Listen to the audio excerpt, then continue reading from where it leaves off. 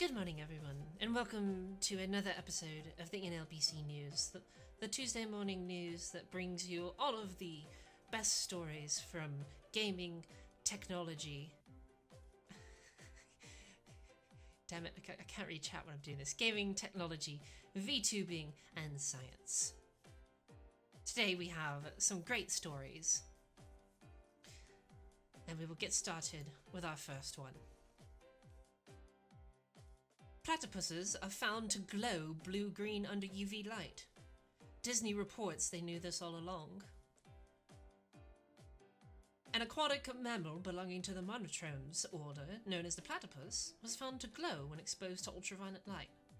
Platypuses are commonly known for some very interesting characteristics that are not usually found in mammals. The most notable characteristic is that they lay eggs, but they also have venomous heel spurs and a bill that can sense electricity. They must have very low electricity bills. Now, if these warm-blooded animals were not curious enough with these additions, they have grown even more interesting by the fact that their incredible dense waterproof fur glows blue-green under UV light. The discovery was discovered by a mammologist, Paula Spaeth-Anik, and their colleagues after they had a chance sighting, air quotes, of a fluorescent flying squirrel in the wild. After somehow catching a single flying squirrel in the exact right circumstances to be exhibiting these curious characteristics, the researchers came to the obvious conclusion: hey, why don't we go to a museum and shine a light on a bunch of other furry animals? So the researchers did just that. They traveled to a field museum in Chicago, and after examining the museum's preserved squirrel skins, they decided to examine pelts from marsupials too, as they were previously known to possess the same quality. However, they never made it to the marsupials as they found a drawer, yes, a drawer, of monotremes, which had platypuses inside and decided to shine the light on them. Surprisingly, the platypus's hides glowed blue-green, and after making sure the glow was not something special about the museum's pelts, the researchers went to another museum and shined the light on them. As this scientific discovery was published, the scientists received a curious call from the Disney Corporation. Little did the world know that Disney had discovered this fluorescent fur of a platypus back in February of 2008. The popular Disney Channel show featured a character known as Perry the Platypus, and is known through the series to be a blue-green platypus. Now, some of you may think this is coincident, but let me ask you this. Would Disney ever do anything that wasn't realistic and backed by true science? The answer to that question is obviously no. It's obvious that the scientists over at Disney are in the top of their class and knew this fact about platypuses already. I mean, this is coming from the same scientist who discovered midichlorians, and there's obviously never created any issues with the popular Star Wars franchise at all. Ever. Ever. So next time you're watching a Disney show, you better be sure that the scientific information presented there is 100% backed by totally not made up science and is completely real. Yes, ever. Midichlorians ever. Never ever caused any issues. Never. Perfectly sound science. Moving on to our next story. This one was actually provided by one of our community members. 119 live tarantulas found concealed in a pair of sneakers. Tarantulas express their gratitude to their saviors. Everyone knows that airport security is here to watch out for not only all humans, but all forms of life on the planet. Airport security agencies spend hundreds of dollars each year to protect us from the threats that might look to harm the life on Earth. And the staff at the Niño Aquino Pablo Diego José Francisco de Paul Juan María de los Remedios International Airport, also known as just the Niño Aquino International Airport in the Philippines, did just that as they saved 119 live tarantulas from a terrible fate. We here at the laboratory were fortunate enough to get a moment to speak to one of these wonderful creatures about how they came to be saved from this terrifying scenario. Let us hear from Mr. Bidey and see what they had to say. We were just minding our own business when this person just came up and kidnapped us off our webs. Women, children, food. They took everything and stuffed us all into these little cylinders. We didn't know where we were going or what was going to happen, but we were all scared.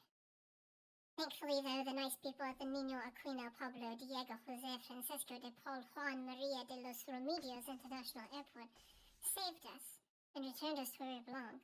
I'm not sure where we'd be without them. What a terrifying scenario indeed that must have been, Mr. Piety. But we're glad to see that those spiders find their way back to their home. The individuals who had put these spiders into this situation have not yet been found, but we are sure the dedicated individuals over at the Nino Aquino Pablo Diego Jose Francisco de Paula Juan Maria de los Remedios International Airport will bring a righteous conclusion to these terrible events. You guys know how hard it is to say that name? I practiced for so long. I hope you're happy.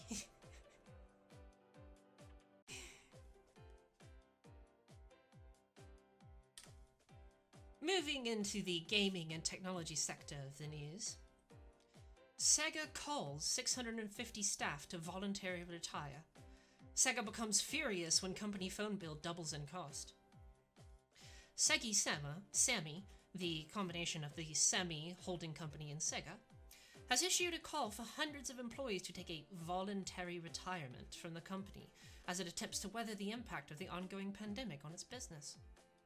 As of September 30th, Sega Sammy, that is incredibly hard to say, employed just over 9,000 individuals, and they are looking to voluntarily retire 7% of their labor force. Now, if there's anything I have learned from pop culture is that voluntary retirement is made up of taking the people in question out back and disposing of them with a firearm next to an old well which Timmy just cannot stop falling down. Timmy, just stop falling down the well. This is why Old Yeller ended up the way they did. Voluntary retirement, my butt.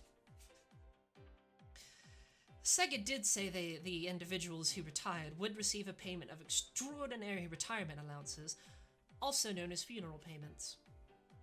Despite the terrible news of these people being forced to voluntarily retire, one does have to question, why did Sega have to call all 650 people?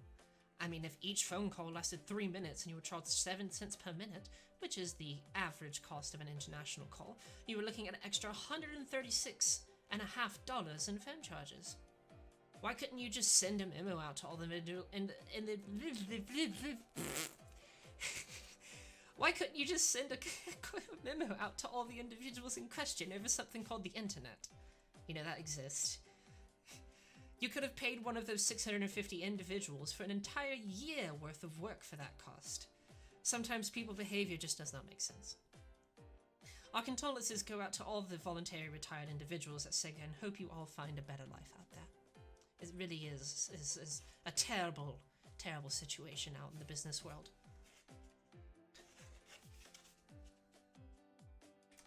Moving on to something a little more topical. The PS5 was originally supposed to be even bigger than the current model. Consumers now beg the question, was the Xbox Series X originally a full-sized refrigeration unit? It is commonly known that the gaming consoles released this year are quite large compared to the previous consoles, as you can see in this picture. However, it has been discovered more recently that the popular PlayStation 5 console was supposed to be bigger.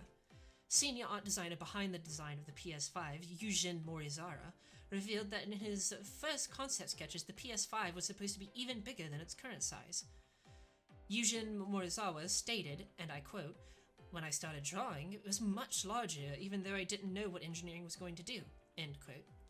Morizawa had a theme in mind when he was designing the first sketches of the PS5, and that was 5-dimensional. For those of you that may not know, a 5-dimensional object is quite curious indeed and actually does not exist. The 3 spatial dimensions are length, width, and depth, and the 4th one is known to be time. The 5th dimension, however, is known to be a micro-dimension that's accepted in physics and mathematics and seamlessly ties gravity and electromagnetism together and along with the other fundamental forces. I can't turn my page. I can't. Oh my gosh, this paper is too thick. It is quite amazing that Morizawa had envisioned such a console back when the design of the PS5 was created. It's quite unfortunate, though, that the fifth dimensional console was not created, but gamers around the world are glad they can see their TV screens. We actually here envisioned what this console might have looked like, and we have a picture. So as we can see here, the PS5 in its 5-dimensional view, actually this is the Large Hadron Collider, and is one of the only ways to produce this theoretical 5-dimensional space. So as you can see here, we have the theoretical PS5 next to a 55-inch TV, which the 55-inch TV was scaled up, actually, as if we put an actual 55-inch TV next to the Large Hadron Collider, it wouldn't be visible. The revelation of the size of the PS5 in previous iterations brings up even more questions though. If this is what the PS5 was originally thought to be like, what was the Xbox Series X thought to first be like? Well, after conducting hours of research, we found some early patents from Microsoft that had dealt with the design of the Xbox Series X. To say the least, what we saw was beyond a 5-dimensional console. Looking at these pictures here, it can be seen that the original Xbox X, Series X, was actually the size of a walk-in refrigeration unit. The Xbox Series X had an incredible 500 square feet of storage space and reached temperatures as low as -4 degrees Celsius. It was expected that it would be able to keep all of your Mountain Dew and Game Juice cold, along with the capacity to hold 200 square feet of pepperoni Hot Pockets. It is amazing to see what the creative art designers came up with before engineers got their hands on the designs, but I am sure the world is happy that the console's dimensions turned out the way they did. This sounds like perfection, not going to lie. As you guys can see in the very corner, there is the gaming part of the console. It is quite small, but you know, you have all this space to keep your food very cold.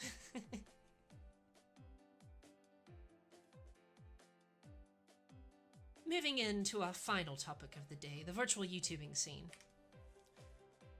3 HoloLive members reach 1 million subs on YouTube each. Little time remains until 2 more VTubers join them and form the UwUzord. Megastar virtual YouTubers Shirakami Fubuki, Inugami Kurone, and Gargura have all reached 1 million subscribers on their YouTube channels. These achievements by these 3 wonderful ladies is nothing to sniff at, as they all have surpassed an achievement very few have in their times. We here at the laboratory wish to congratulate these 3 and wish them all the best as they continue their careers. As the news hit the front pages of many internet communities, a stunning revelation has come to light. If 2 more VTubers reach 1 million subscribers, they could all come together and make the first ever UwUzord, a derivative of the Power Rangers Megazord. The UwUzord is a creation of legends and is said to possess untold powers. The UwUzord is said to stand almost 17 Uwus, an astronomical unit, and is made of pure uranium. The radioactive fallout of the UwUzord is not dangerous entirely, but anyone standing nearby the UwUzord without proper protection is likely to catch uwuitis. If gone untreated, uwuitis can cause you to experience symptoms such as constantly speaking in Uwu speak, permanent contortion of your face into the Uwu face, and most terrifying, an incredible cuteness which spreads uwuitis at an incredible rate to unsuspecting bystanders. Though the creation of the UwUzord would be simultaneously terrifying and amazing, we here at the laboratory have created a cure for uwuitis. The cure in question is a daily dosage of leafy greens, Red Bull, and chill it out, max and relaxing all cool and shooting some b-ball outside of the school. With this daily regimen, you will be able to stave off uwuitis and keep your friends and family safe.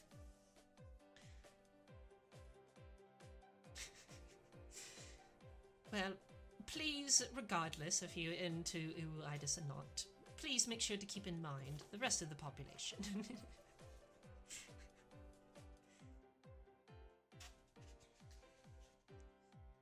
Finally, moving on to our very, very last story for today. A story that is close to my creation and my heart.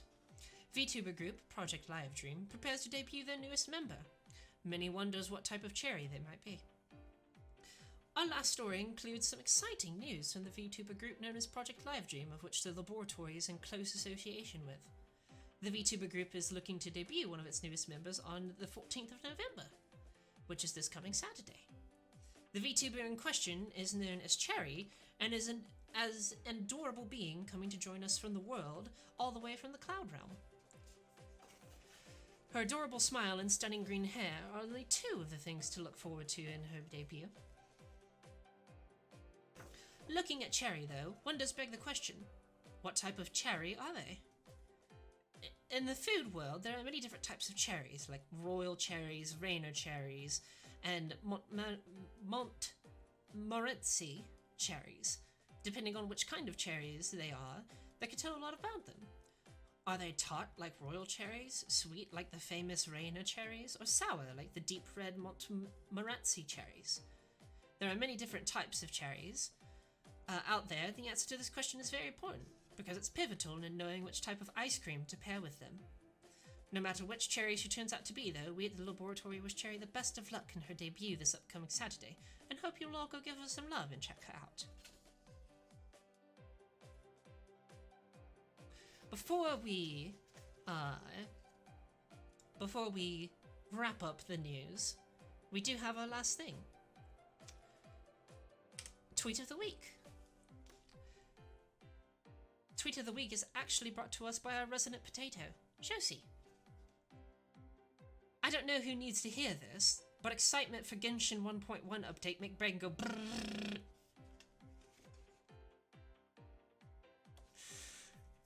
So Soshi, congratulations on winning Tweet of the Week. I'll be in contact with you for your reward of a Steam gift card. And for those of you that wish to participate in Tweet of the Week and possibly win the weekly contest, you can look on my Twitter and keep your eyes out on Discord, for those of you in my Discord, for the prompt that will be coming up. Fill out the prompt and use the hashtag NLBC News, and you could be the winner for the weekly contest. So that concludes our news today. Thank you all for joining me for this weekly episode of NLBC News.